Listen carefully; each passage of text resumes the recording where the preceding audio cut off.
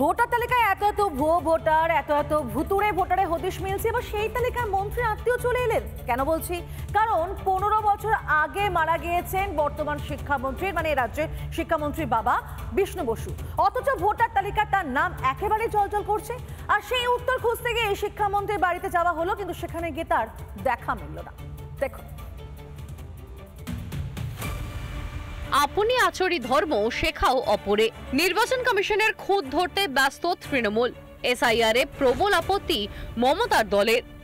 पूरा आंदोलन होगा, हम नाम काटने नहीं देंगे, हम नाम डालने नहीं देंगे। সাধারণ মানুষকে জ্ঞানের বুলি।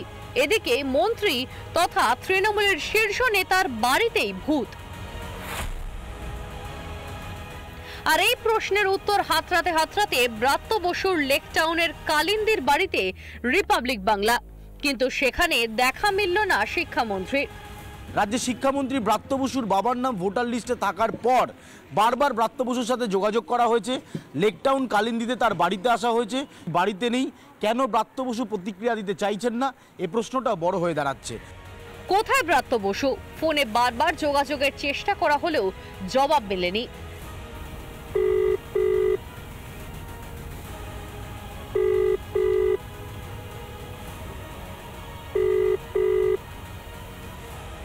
গোড়াতেই গলদ। রাজ্যের মন্ত্রীর বাড়িতেই ভুতুরে ভোটার। কোন এক অদৃশ্য জাদুতে তালিকা থেকে বাদ যাননি মন্ত্রী মশাইয়ের প্রয়াত বাবার নাম। লাখো লাখো ব্রাত্যবাবুর মতন লোকেদের বাবা মা পিসি মাসিরা ঘুরে বেড়াচ্ছেন ভোটার লিস্টের ভূত হয়ে। ভুতুরে ভোটার লিস্ট থেকে এদেরকে বাদ দিতে হবে, এরা সেটা চাইছে না। বাংলায় শীঘ্রই এসআইআর চালু করতে বদ্ধপরিকর নির্বাচন কমিশন। মুখ্য নির্বাচন কমিশনের ঘোষণার পরই তৃণমূলের সুখের সংসারে সিঁদুরে মেঘ। রোহিঙ্গা অনুপ্রবেশকারীরা বাদ গেলে আদৌ কি কুর্সি ধরে রাখতে পারবেন মমতা? অনুপম পাত্রের report, Republic Bangla. Double double চাকরি, প্রচুর কর্মসংস্থান হবে, এমনই অনেক স্বপ্ন দেখিয়েছিলেন এ রাজ্যের মুখ্যমন্ত্রী মমতা বন্দ্যোপাধ্যায়। কিন্তু যখন দেখলেন তার ভুলটা তিনি বুঝতে পারলেন, মিথ্যা ধরা পড়ছে বুঝতে পারলেন, ঠিক তখনই আবার ভাতার ভাওতা চালু করলেন। মানে সেই বিষয়টি সামনে আনলেন, সেই প্রকল্পের কথা বললেন।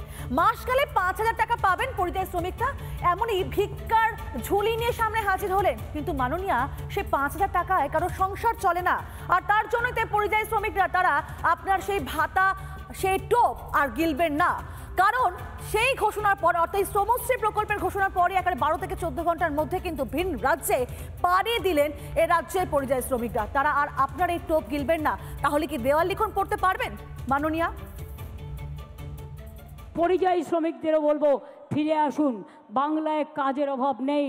বাংলায় 6টা ইকোনমিক করিডোর হচ্ছে, দেউচা পাতমি হচ্ছে, গ্যাস সেলের ফ্যাক্টরি হচ্ছে, ওএনজিসি হচ্ছে, বাংলায় অনেক কিছু হচ্ছে।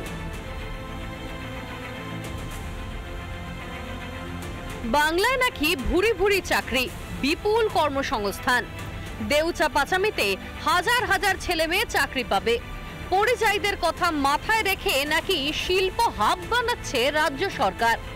জেলায় জেলায় নাকি মিষ্টি ক্লাস্টার, তাঁত হাব, সোনার ক্লাস্টার হচ্ছে। আসলে সবই মমতা বন্দ্যোপাধ্যায়ের প্রতিশ্রুতি, অলীক স্বপ্ন। কেন বলছি এ কথা? এবার সেই গল্পই বলবো আপনাদের। নিয়ে যাব পশ্চিম মেদিনীপুরের দাসপুর এলাকার গোল্ড হাবে। 22 এপ্রিল 2025 সালে এই যে ভবন, সেই ভবন উদ্বোধন হয়ে গিয়েছে। কাজ দেওয়ার জন্য কিন্তু এই গোল্ড হাবটা তৈরি হয়েছিল। কি ফাঁকা এখন? ফাঁকা ফাঁকা, একটা বিল্ডিংও কোথাও কিছু কাজ হচ্ছে না।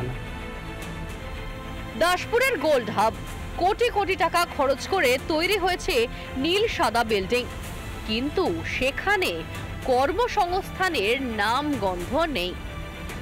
কিন্তু এই 5,000 টাকা দিলে তো কারো সংসারে চলবে না। যখন দ্রব্যমূল্যের দাম, সে সত্যি হবে না। 5,000 টাকার মধ্যে সংসার চলে? গোল্ড হাব, আমাদের পেছনে এত বড় বিল্ডিং দেখতে পাচ্ছি, এখনো পর্যন্ত কোনো কাজ হয়েছে? আদৌ হবার কথা মনে হয়?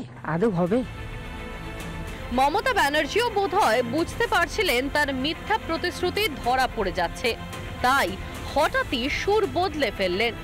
কি বললেন মুখ্যমন্ত্রী আরেকবার মনে করিয়ে দিই আপনাদের।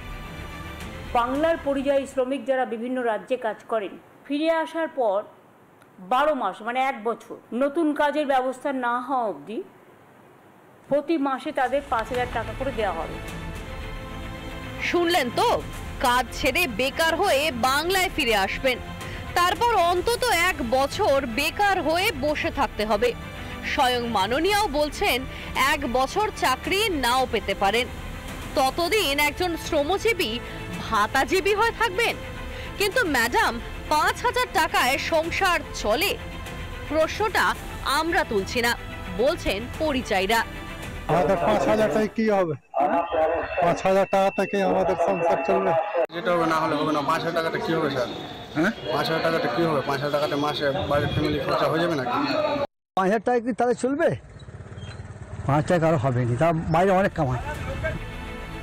মুখ্যমন্ত্রীর ছল ধরে ফেলেছেন পরিযায়ীরা, বলছে বিজেপি। পরিযায়ী শ্রমিক যারা সপ্তাহে 5,000 10,000 টাকা রোজগার করে, তারা মমতা বন্দ্যোপাধ্যায়ের এই ভাওতার ভাতা নিতে কেউ আসবে না। এটা মুখ্যমন্ত্রী করছেন ভোটের আগে তার ক্যাডারদের হাতে, কর্মীদের হাতে টাকা পৌঁছে দেওয়ার জন্য, যাতে 26-এর নির্বাচনী বৈতরণীটা পার হওয়া যায়। এটা মমতা বন্দ্যোপাধ্যায়ের ভোট ব্যাংকশ্রী প্রকল্প, কোনো শ্রমশ্রী নয়। শুনলেন তো নিজের কানেই কি বলছেন পরিযায়ীরা। ওরা ভাতার ভাওতা ধরে ফেলেছে, তাই পেট চালাতে ফের রওনা দিচ্ছেন ভিন রাজ্যে। মাননীয়া, আপনি কি দেখতে পাচ্ছেন, শুনতে পাচ্ছেন পরিযায়ীদের কথা, পড়তে পারছেন দেওয়াল লিখন? রিপাবলিক বাংলা।